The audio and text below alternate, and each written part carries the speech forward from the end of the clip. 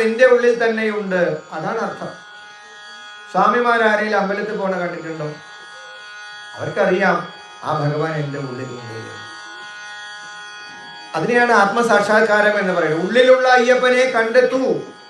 ഉള്ളിലുള്ളതായ അയ്യപ്പനെ കാണാം. അയ്യപ്പ നോക്കൂ, സ്വാമി നിന്റെ അകത്ത് ഓം, അയ്യപ്പ നിന്റെ അകത്തും ഓം. കേട്ടിട്ടുണ്ടത് എവിടെയെങ്കിലും? സ്വാമി നിന്റെ അകത്ത് ഓം, അയ്യപ്പ നിന്റെ അകത്ത്. തിന്തകത്വം തിന്തകത്വം എന്ന് പറഞ്ഞാൽ നമ്മൾ തൊഴിൽ എന്താ മനസ്സിലാവുന്നില്ല.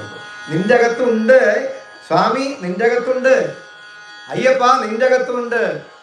ഞാനും നീയും ഒന്നാണ്, അഭേദമാണ് അയ്യപ്പ സങ്കല്പം എന്ന് പറയുന്നത്.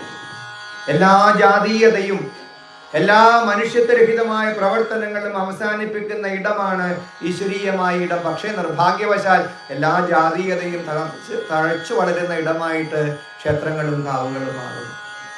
എവിടെയാണ് എല്ലാ ജാതീയതയും അവസാനിക്കുക? അത് ഭഗവാന്റെ അടുത്താണ്.